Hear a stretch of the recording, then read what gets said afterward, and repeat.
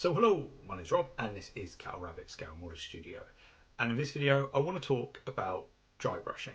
Now dry brushing gets, I don't know whether I want to say a little bit of a bad rap, but I think a lot of people look at it as a bit of an amateur skill.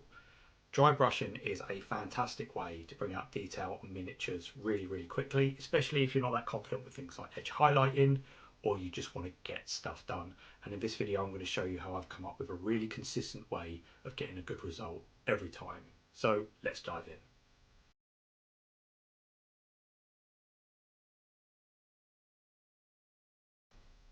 Okay, so dry brushing. Again, dry brushing, I think a lot of time people kind of look at it as a bit of a beginner or amateur skill. There's a lot that can go wrong with a dry brush, especially, with getting a chalky finish or, maybe not getting rid of enough paint on your brush. So what I've done is over the last 6 months, I've been using a particular way of dry brushing, and I thought I'd share it because it's given me really lovely consistent results every single time. And I do think these little hobby hacks really help. And it's a bit of an unusual video because it's just about me doing something that could help you. So I am just going to kind of like just go through it and talk about it. Don't forget to like and subscribe before I forget. Really cool. So look, dry brushes. Now, before we get started, anything can be a dry brush. Find a brush that you are happy with. As you can see here, I've got Citadel brushes. I've got big chunky makeup brushes that cost me like £2 from Primark here in the UK. I've got these really lovely Army Painter stubby dry brushes, which are like proper professional ones. I've got, this was actually sent to me the other week by my buddy Josh from Free Spires. It's got a really lovely tip and I've really enjoyed using this brush. It's really cool. But even something like a small layer brush can be a dry brush. It's, it just depends on what you're doing and the application that you need. So if it's like a small part, use a small brush. If it's a big bit, use a big chunky brush. It all depends. Now, the secret that I've been hiding for the last minute, I don't know, I guess, people have probably seen me do this in videos before. It's this. This is just a glazed ceramic subway tile. That's it. As you can see here, it's got a lovely glossy finish to it. Now, the reason why I like this and why it works really well is because normally you'll see people kind of use tissue or cardboard. Now that's a porous surface. So what's actually happening is, especially when you don't want a chalky finish, you remove any excess on like cardboard or tissue, but that item is actually absorbing the paint as well because it's naturally absorbing into the cardboard and tissue. Paint can't absorb into the subway tile, it can only dry on top of it.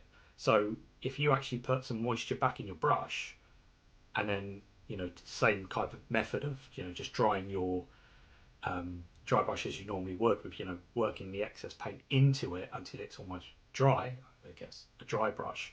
That's exactly what a dry brush is. It's just an application of dry paint. I'm going to show you how to do it here in real time. Now I've got this guy, this is the Chamberlain model from Curse City. I've been doing some of these for some Soul Black Gravelords. I base coated the robes in the colour I want, which was, I think it was Lupercal green. Yep. And I have given everything a wash of bag rag. So I'll show you everything's completely dry. And what I'm going to do, the first trick I always do is, not only do I always reapply the same colour, so it's Lupercal green, I've washed it, I'm going to reapply Lupercal green. As you've seen here, I've just dipped pinchy fingers in some water and I'm wiping it on the bristles.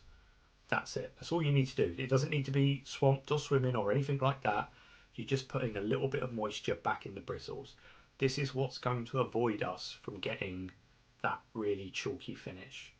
Now, this is probably one of the dullest things I think I've ever done on a video, but I'm going to show you just how long it takes for me to kind of prepare a dry brush.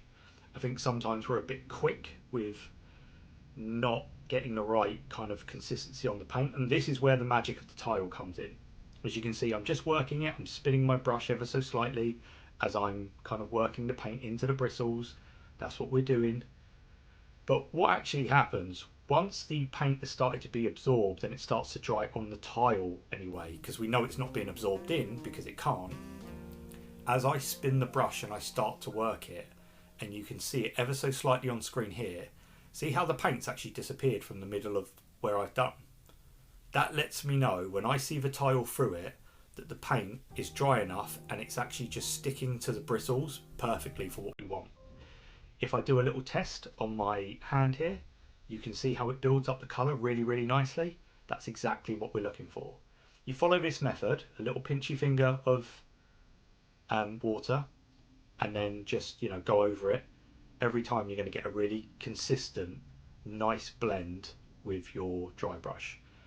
Another thing that may help you is the model itself. Now, obviously, lots of folds in this fabric, so I'm going across them. I'm not going to work down because I want to leave that dark kind of like recess towards the edges so it becomes brighter. This is, 100% model dependent. Some applications just might not work for you. Consider using your dry brush on a little circular motion. Obviously, the harder you press down, the more paint is going to transfer from the bristles onto what you're doing. Being light will give you a really subtle type of blend. But these are things that you just need to consider. I can't help you with these. For years, I was really heavy-handed with a dry brush. It was just something that, I did to kind of, highlight something really, really quickly. Whereas now I'm a bit more conscious of it.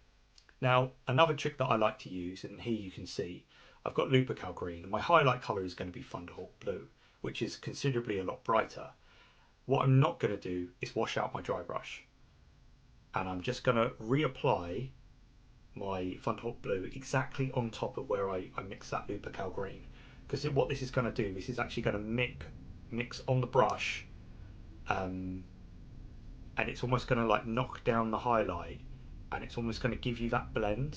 So whenever I dry brush, I always use the same colour on top of the same colour. That's if I'm working on that same spot. And as you can see here, as I just work my way through it, the paint's removed off the middle of it, and I'm just going to really, really gently this time just flick it towards the ends of this guy's folds and things like that, just to build up a bit of a light transition.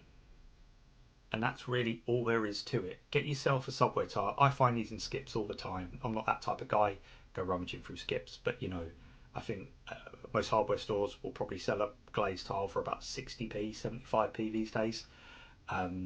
Get one. The nice thing about these is because they're glazed, when you're done with it, warm soapy water, you can just wash them off and you've still got that lovely glaze. It's going to last you for absolute ages. If you are interested in other products, Red Grass Games do a glass palette. Exactly same type of thing.